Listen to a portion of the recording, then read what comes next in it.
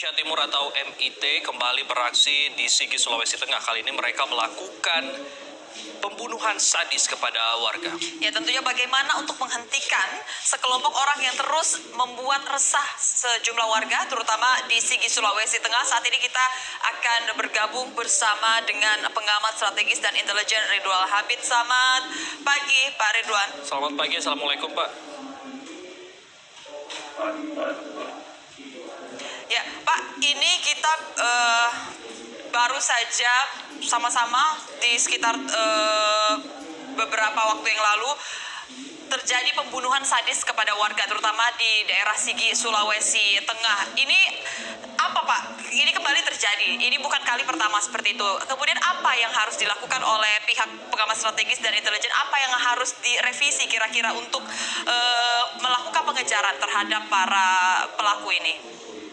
Ya, pertama saya kira kita semua masyarakat Indonesia berduka ya dengan kejadian itu, dan kita juga berharap Bapak Presiden Joko Widodo untuk menyampaikan rasa duka itu mewakili bangsa Indonesia, karena ini adalah peristiwa yang sangat tragis, yang sangat kejam, sebuah serangan terorisme bahkan hingga pemenggalan kepala di bumi NKRI. Menurut saya sudah saatnya Bapak Presiden untuk menyampaikan kecaman keras dan perintah tegas kepada TNI agar mengejar, TNI Polri ya, agar mengejar kelompok MIT itu. Nah, problem yang kedua adalah selama ini operasi Tinombala itu adalah operasi kepolisian atau operasi penegakan hukum pidana. Artinya TNI di situ sifatnya hanya perbantuan. Ini tentu sangat mempersempit gerak teman-teman dari TNI yang memang mereka sebenarnya mempunyai kemampuan khusus untuk melakukan pengejaran jauh ke dalam hutan vegetasi lebat seperti Medan di Taman JK, di Palolo, di bumi Poso itu. Nah, saya kira sudah saatnya juga Bapak Presiden segera menaikkan peraturan Presiden tentang TNI mengatasi terorisme.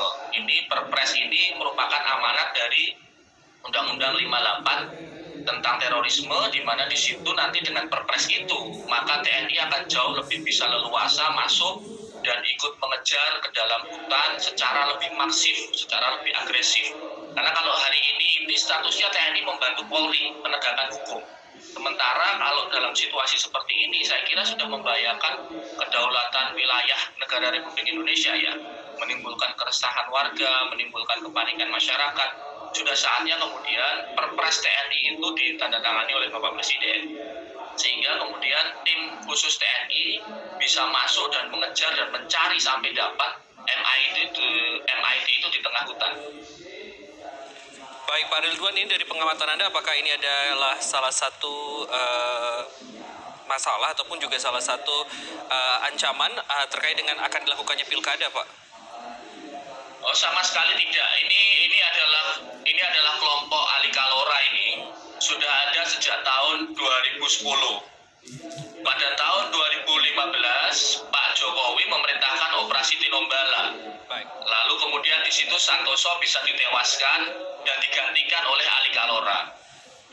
Baik, berarti tidak ada kaitannya dengan akan berlangsungnya pilkada, Pak ya. Lantas bagaimana dengan mereka yang kini saat ini menargetkan warga sipil, Pak? Ada motif khusus kah?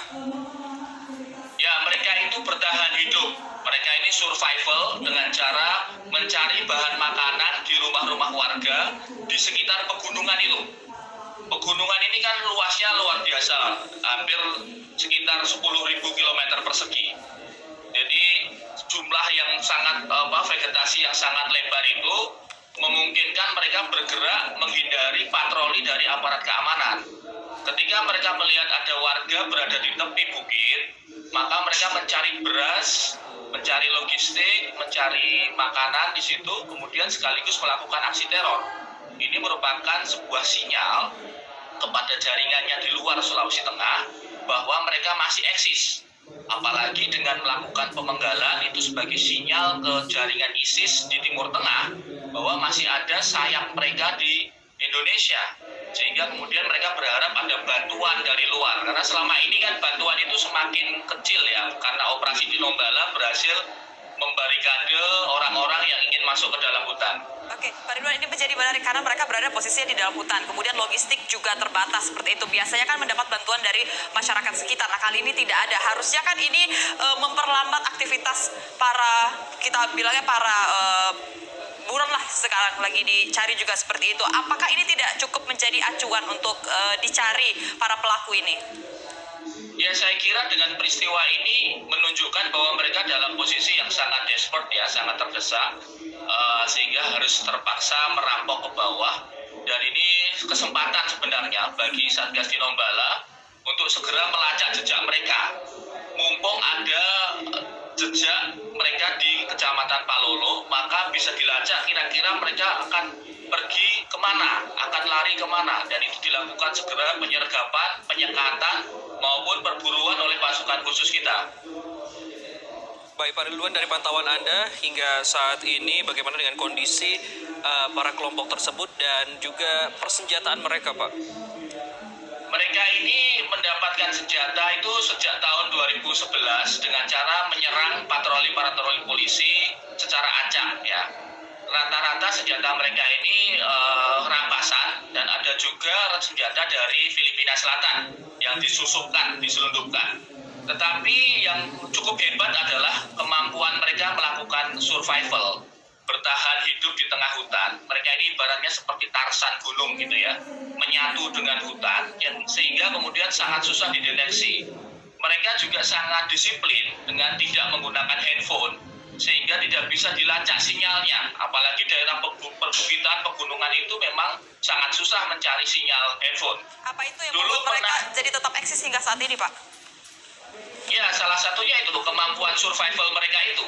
Sehingga perburuan itu kadangkala dilakukan patroli selama 1 hari, mereka sembunyi di Arab. Begitu patrolinya kembali ke pos, mereka keluar lagi.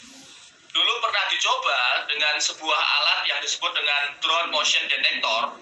Jadi semacam drone naik ke atas gunung, dia mendeteksi gerakan di tengah hutan. Tetapi alat ini tidak bisa membedakan gerakan manusia, gerakan monyet besar, ataupun gerakan babi hutan. Sehingga pernah beberapa kali disergap, ternyata bukan mereka, ternyata itu kawanan babi hutan. Jadi gagal juga dengan alat ini. Baik, terima kasih Pak Ridwan Habib, pengamat strategi dan intelijen sudah berbagi informasi bersama Indonesia Pagi pada hari ini. Terima kasih, Assalamualaikum Pak. Terima kasih. Ya, saudara, usai jeda kami masih akan kembali dengan sejumlah informasi penting lain.